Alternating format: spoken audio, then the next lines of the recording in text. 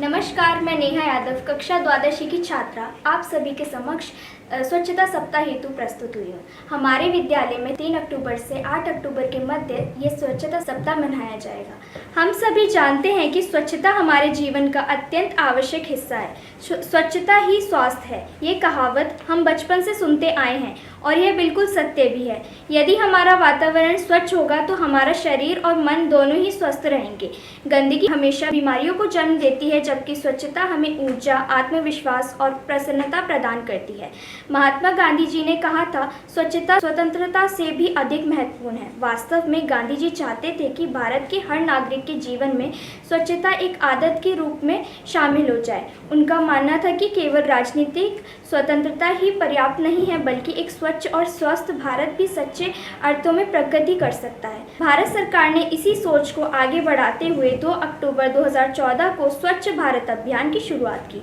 इस अभियान का उद्देश्य केवल शहरों और गाँवों की गंदगी साफ करना ही नहीं, बल्कि लोगों की मानसिकता को भी बदलना था। सरकार ने शौचालय निर्माण, कूड़ा प्रबंधन और स्वच्छता जागरूकता पर विशेष बल दिया। आज हम देख सकते हैं कि इसी अभियान का प्रभाव धीरे धीरे लोगों की आदतों में दिखाई देने लगा है।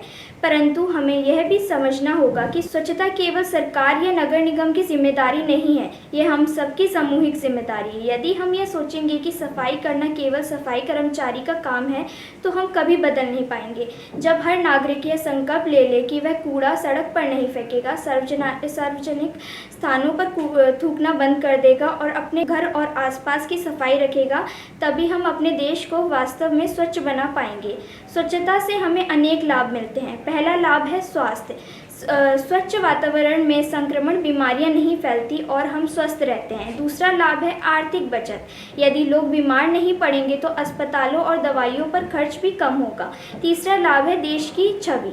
जब विदेशी पर्यटक हमारे देश में स्वच्छता देखेंगे तो उनकी धारणा सकारात्मक होगी और पर्यटन को बढ़ावा मिलेगा। इसके अलावा स्वच्छता हमारे मन और विचारों को भी शुद्ध करती है। जिस प्रकार बाहर का वातावरण स्वच्छ होता है, वैसे ही हमारे अंदर भी सकारात्मकता का भाव जागृत होता है। साफ सुथरे वातावरण में पढ़ाई और काम करने से कार्य क्षमता भी बढ़ती है। प्रिय साथियों, आज समय की मांग है कि हम सब मिलकर स्वच्छता को अपनी दिनचर्या का हिस्सा बनाएंगे। जैसा हम रोजाना स्नान करते हैं, कपड़े धोते हैं, वैसे ही अपने घर, विद्यालय और समाज की सफाई को भी प्राथमिकता दें।